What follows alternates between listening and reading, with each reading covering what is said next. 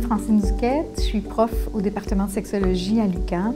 Moi, je suis spécialisée dans l'éducation à la sexualité des enfants et des adolescents et dans la formation d'intervenants. Mes intérêts de recherche portent sur l'éducation à la sexualité, mais aussi la sexualisation précoce et l'hypersexualisation. Depuis quelques années, je travaille sur ces aspects-là. Sinon, je suis sexologue et j'ai fait mon bac et ma maîtrise ici à l'UQAM et mon doctorat en éducation à l'Université de Montréal. J'en suis venue à m'intéresser au phénomène d'hypersexualisation et de sexualisation précoce, en fait, par l'intermédiaire des intervenants terrain qui me demandaient d'intervenir sur des cas qui étaient de plus en plus chargés et qui les désarçonnaient. Donc déjà, depuis les années 2000, je vous disais, on était confrontés à des cas qui étonnants. Cela dit, le projet Outiller les jeunes face à l'hypersexualisation est né d'une demande du service aux collectivités de l'UQAM. Vous savez que le service aux collectivités de l'UQAM offre la possibilité à la communauté d'avoir des ressources professorales pour travailler sur différentes problématiques ou projets. Et dans ce cas-ci, on nous avait demandé de concevoir un outil didactique pour les jeunes filles de secondaire 1 et 2 sur la prévention de la sexualisation précoce. Or, évidemment, avant de concevoir des outils didactiques, il faut documenter les phénomènes et ça ne concernait pas nécessairement que les jeunes filles. Donc, on a rencontré le personnel scolaire au primaire et au secondaire pour voir ce à quoi ils étaient confrontés. On a rencontré des adolescents, garçons et filles, et des enfants du 3e cycle primaire. Et pour chacun de ces publics, je dirais, on a identifié d'une part les besoins de formation quand il s'agissait des intervenants, mais aussi des pistes d'intervention aussi pour les jeunes, pour le jeune public, enfants, adolescents. Donc pour les jeunes, on a conçu le programme Oser être soi-même, qui a d'ailleurs gagné le prix Égalité 2014 du secrétariat à la condition féminine. Dans le cadre des intervenants, on a conçu des formations, mais il y a eu aussi le film réalisé par Sophie Bissonnette qui s'intitule « Sexy Inc. Nos enfants sous influence », qui a gagné aussi un prix UNICEF. Et aux enfants, par rapport aux enfants, mais en ce moment, les résultats, on a aussi dégagé des pistes d'intervention et on est en train de concevoir un programme de prévention de la sexualisation précoce pour les 5e, 6e années.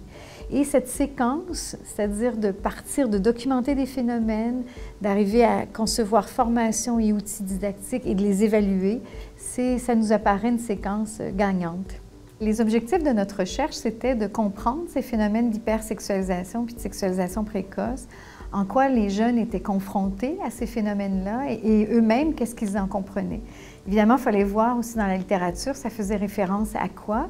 Alors, certains parlaient d'hypersexualisation du vêtement, d'autres aussi, c'était associé à l'accessibilité à la porno. Puis la sexualisation précoce, c'est un peu le décalage entre le développement psychosexuel des enfants et des ados et ce à quoi ils ont accès aussi. Donc, on voulait voir, on demandait aux jeunes et aux enfants qu'est-ce qu'ils pensaient des vêtements des filles, des garçons. On leur demandait quelle était pour eux la différence entre un chum, une blonde et être amoureux. On vérifiait aussi s'il y avait la pression à avoir un chum ou une blonde à leur âge.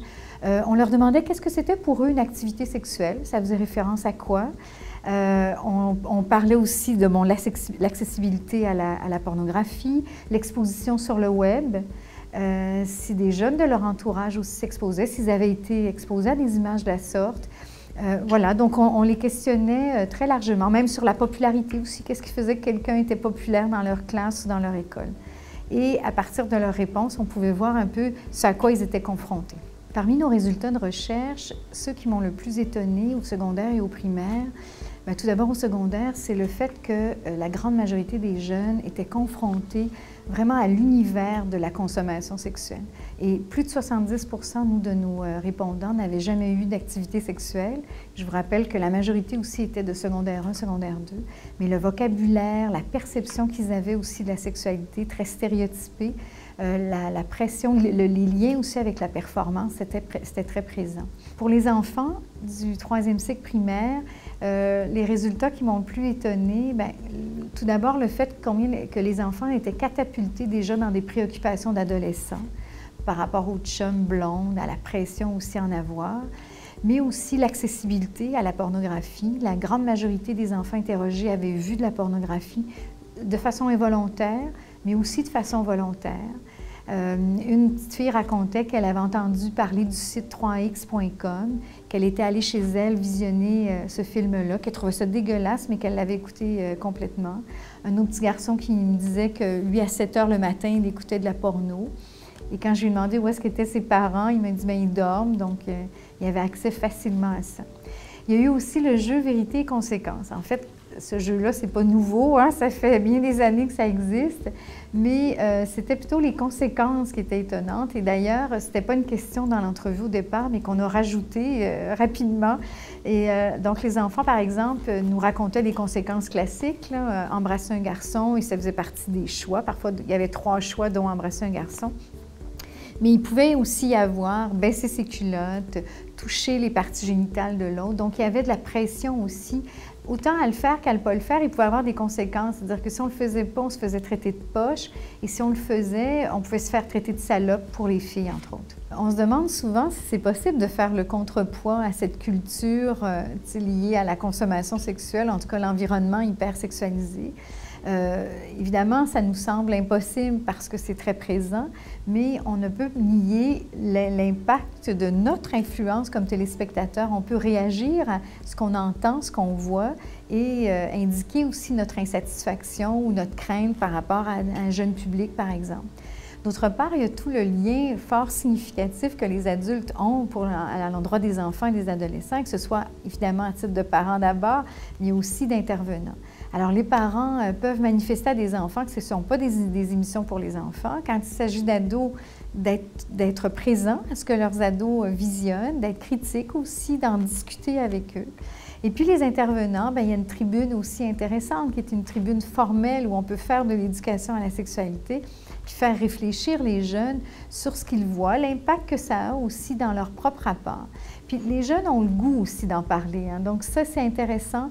Ils sont intelligents, et quand on leur donne cette tribune-là pour réfléchir, ils embarquent volontairement. Et je vais vous donner un exemple. Nous, on a l'évaluation en ligne où les intervenants qui appliquent aux êtres soi-même, ils ont la possibilité de nous faire part de leurs commentaires de façon anonyme et confidentielle. 100% d'entre eux ont recommandé le programme Outils Être Soi-même. Et pour ceux et celles qui donnaient plus d'une rencontre, ils avaient la possibilité de nous dire s'ils avaient observé des impacts auprès des jeunes. Et certains nous ont dit, bien, il y a des jeunes qui ont changé leur page Facebook, d'autres comprennent mieux l'idée le concept de consentement, d'autres ont réalisé que l'hypersexualisation, ce n'était pas seulement la question des vêtements et tout ça. Mais dernièrement, il y a une intervenante qui me faisait part du fait qu'elle l'avait appliqué auprès de jeunes garçons d'autour de 15 ans, des jeunes de groupes en difficulté et tout ça. Et elle avait fait l'activité sur la séduction, le thème de la séduction. Puis à un moment donné, elle demandait, bon, aux jeunes, il y a un en particulier, toi, est-ce que tu saurais me dire pourquoi tu aimes ta blonde ou pourquoi ta blonde t'aime? Alors il lui dit, ben moi, ma blonde m'aime parce que ma blonde m'aime, là. Il ne savait pas quoi répondre. Puis la même chose, ben j'aime ma blonde parce que je l'aime, tu sais.